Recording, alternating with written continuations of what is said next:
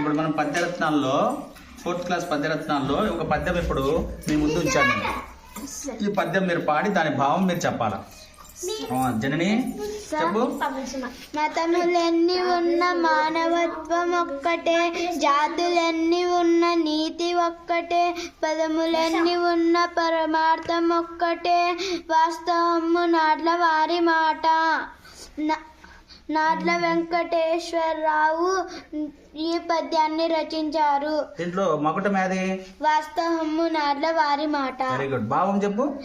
ఎన్ని మతములున్న తోటి మానవునికి సహాయం చేయమనే చెప్తాయి, జాతులన్నీ ఉన్న నీతిగా బతకమనే చెప్తాయి, రచనలెన్ని ఉన్న వాటి గొప్పదైన భావమే ఒకటే.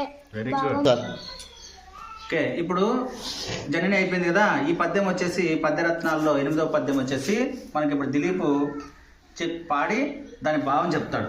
ఓకే దిలీప్ చెప్పు. బ్రతకవచ్చుగాక బహబాధనములేన, వచ్చుగాక లేమి వచ్చుగాక జీవధనములైన, చెడుగాక పాడుగాక మాట తిరుగలేరు మానదానులు. ఈ పద్యాన్ని పోతన రచించారు. మనదానులు మాట తప్పలేరు, బ్రతుకు ఉండవచ్చు, కష్టాలు రావచ్చు, పేదరికంలో మునిగిపోవచ్చు, ప్రాణాలే పోవచ్చు, ఏది ఏమైనా మాట తప్పరు. Very good. ఏది ఏమైనా మాట మాత్రం తప్పరు. ప్రాణాలు పోవచ్చు, కష్టాలు రావచ్చు, పేదరికంలో మునిగిపోవచ్చు, కానీ ఈ మానధనులు ఎప్పుడు కూడా మాట తప్పరు.